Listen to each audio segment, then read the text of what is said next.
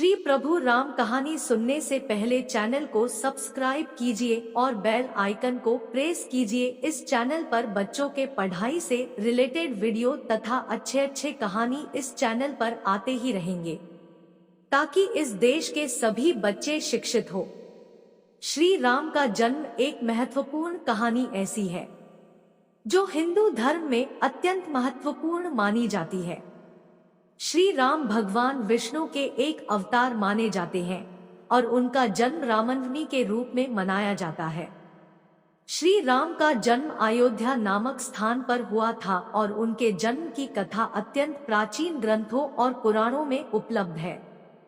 त्रेता युग में सूर्यवंश में राजा इक्ष्वाकु, राजा दिलीप, राजा भगीरथ, रघु और राजा हरिश्चंद्र जैसे प्रतापी राजाओं के बाद राजा दशरथ हुए।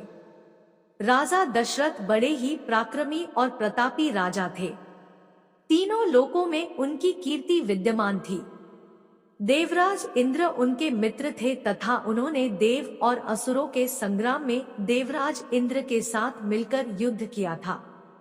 राजा दशरथ का साम्राज्य दिन दुगनी रात चौगुनी उन्नति पर था, लेकिन उन्हें केवल एक ही चिंता सताए जा रही थी कि उनके बाद उनके वंश का क्या होगा।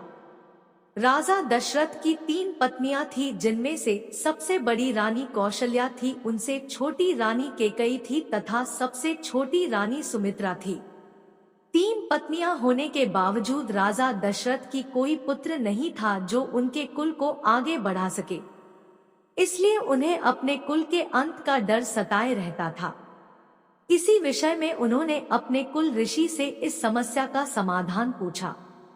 उनके कुल ऋषि ने बताया कि उन्हें पुत्र प्राप्त करने के लिए पुत्रेष्टि यज्ञ संपन्न करना होगा, जिसके फल स्वरूप उन्हें पुत्र की प्राप्ति अवश्य होगी।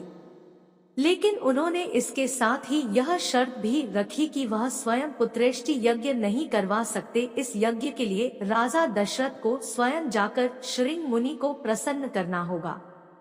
श्रृंग मुनि अथर्ववेद के पूर्ण ज्ञाता है तथा वह पुत्र कामेष्टि यज्ञ के विशेषज्ञ है। वही इस यज्ञ को संपन्न करवा सकते हैं। राजा दशरथ पैदल वन में श्रृंग मुनि के पास जाते हैं तथा उनसे आग्रह करते हैं कि संतान सुख के लिए व्याकुल है, कृपया करके मेरी समस्या का समाधान कीजिए। राजा दशरथ की सादगी तथा विनम्र आदर भाव के कारण श्रृंग मुनि प्रसन्न हुए और उन्होंने दशरथ का वचन दिया कि वह उनका पुत्र कामेष्टि यज्ञ करवाएंगे। उसके पश्चात शुभ मुहूर्त देखकर उन्होंने दशरथ का पुत्र कामेष्टि यज्ञ संपन्न करवाया। यज्ञ संपन्न होने के बाद हवन कुंड में से अग्निदेव एक खीर का पात्र लेकर प्रकट हुए और राजा दशरथ से बोले, हे राजन, यह खीर ले जाओ और अपनी तीनों रानियों को बराबर खिला दो, इससे तुम्हें संतान प्राप्ति अवश्य होंगे। राजा दशरथ खीर का पात्र ले जाकर रानी कौशल्या तथा रानी कैकेयी को दे देते हैं। रानी कौशल्या तथा रानी कैकेयी अपने अपने पात्र में से एक निवाला सबसे छोटी रानी सुमित्रा को खिला देते हैं, जिसके प्रभाव से कुछ समय बाद राजा दशरथ के घर में एक साथ 4 पुत्रों का जन्म होता है। रानी कौशल्या सबसे बड़े पुत्र राम को जन्म देती है। उसके कुछ ही समय बाद रानी कैकेयी राजा दशरथ के दूसरे पुत्र भरत को जन्म देती है। कुछ घड़ी बीतने के पश्चात रानी सुमित्रा राजा दशरथ के तीसरे पुत्र लक्ष्मण को जन्म देती है तथा कुछ ही क्षण बाद वह दशरथ के चौथे पुत्र शत्रुघ्न को जन्म देती है। और इस प्रकार पृथ्वी पर बढ़े हुए पाप अत्याचार को मिटाने के लिए भगवान नारायण स्वयं राजा दशरथ के पहले पुत्र श्री राम के रूप में जन्म लेते हैं। भगवान विष्णु के राम अवतार का साथ देने के लिए शेषनाग लक्ष्मण के अवतार में जन्म लेते हैं तथा उनके साथ ही भगवान विष्णु के सुदर्शन चक्र भारत के अवतार में जन्म लेते हैं तथा शत्रुघ्न भगवान विष्णु के शंख शैल के अवतार होते हैं।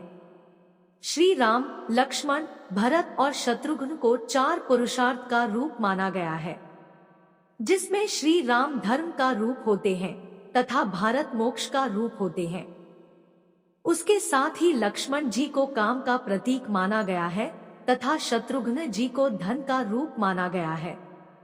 अभी भी आप चैनल सब्सक्राइब नहीं किए हैं तो चैनल को सब्सक्राइब कीजिए और बेल आइकन को प्रेस कीजिए ताकि आगे भी आपको अच्छे अच्छे ऐसे वीडियो मिलते रहेंगे। जय हिंद, धन्यवाद।